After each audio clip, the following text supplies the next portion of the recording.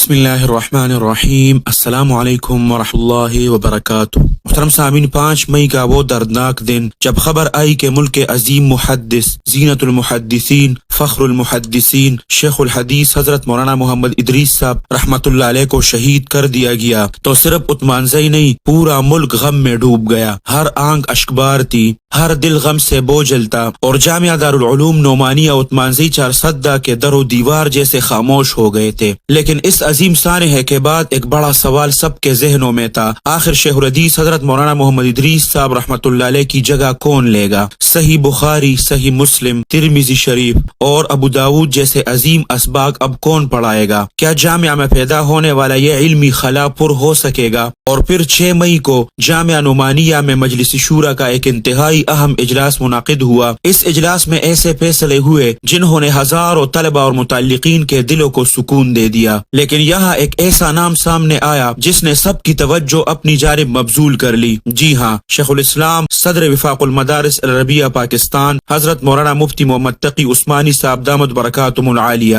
محترم سامعین، ذرائع کے مطابق جامعہ کے اہم فیصلے حضرت مفتی تقی عثمانی صاحب حفظہ اللہ کی تائید اور مشاورت سے کیے گئے، اور یہی وہ لمحہ تھا جس نے اس غمزدہ ماحول میں امید کی نئی کرن پیدا کر دی۔ محترم سامعین، اعلان کے مطابق شیخ الحدیث حضرت مولانا محمد ادریس صاحب رحمۃ اللہ علیہ کے ذمے جو اہم کتب تھی وہ ان کے فرزند ارجمند حضرت مولانا انیس احمد صاحب تورنگزئی کے سپرد کر دی گئی ہے۔ چنانچہ صحیح بخاری جلد اول اور جامع ترمذی مکمل حضرت مولانا انیس احمد صاحب تورنگزئی پڑھائیں گے، جبکہ صحیح بخاری شریف جلد ثانی اور ابو داود شریف مکمل اور صحیح مسلم شریف رئیس الجامعہ رکن مجلس عاملہ وفاق المدارس عربیہ پاکستان شیخ الحدیث حضرت مولانا مفتی محمد حسن جان صاحب دامت برکاتہم العالیہ پڑھائیں گے۔ محترم سامعین، یہ صرف تدریسی تقسیم نہیں بلکہ ایک پیغام ہے۔ یہ پیغام ہے کہ اہل حق کے چراغ بجھائے نہیں جا سکتے، علم حدیث کا سفر رکے گا نہیں، اور شہداء کا مشن جاری رہے گا۔ جامعہ کے اعلامیہ میں یہ بھی بتایا گیا کہ حضرت مولانا انیس احمد صاحب کے ذمے تحتانی درجات کی جو کتب تھی وہ جامعہ کی دیگر معزز اساتذہ کرام کے سپرد کر دی گئی ہے تاکہ تعلیمی نظام بغیر کسی تعطل کے جاری رہے۔ محترم سامعین، آج ضرورت اس بات کی ہے کہ ہم صرف افسوس نہ کریں بلکہ اپنے اکابر کے علمی مشن کو آگے بڑھانے والوں کا ساتھ دے۔ آخر میں جامعہ دارالعلوم نعمانیہ عثمانزئی چارسدہ کی جانب سے تمام احباب، طلبہ اور متعلقین سے خصوصی اپیل کی گئی کہ شیخ الحدیث حضرت مولانا محمد ادریس صاحب رحمۃ اللہ علیہ کے درجات کی بلندی، جامعہ کی ترقی اور امت کے تحفظ کے لیے خصوصی دعاؤں کا اہتمام کریں۔ اللہ سبحانہ و تعالی شیخ الحدیث حضرت مولانا محمد ادریس صاحب رحمۃ اللہ علیہ کی کامل مغفرت فرمائے، ان کے درجات بلند فرمائے اور ان کے علمی فیوز کو تا قیامت جاری رکھے۔ محترم سامعین، آپ لوگوں سے عاجزانہ درخواست ہے کہ شیخ الحدیث حضرت مولانا محمد ادریس صاحب رحمۃ اللہ علیہ کی مغفرت اور ایصال ثواب کے لیے ایک دعائیہ کلمہ کمنٹس میں ضرور لکھیں۔ اللہ سبحانہ و تعالی آپ سب کو اپنے حفظ اور امان میں رکھے، اپنے خصوصی دعاؤں میں یاد رکھے۔ السلام علیکم ورحمۃ اللہ وبرکاتہ۔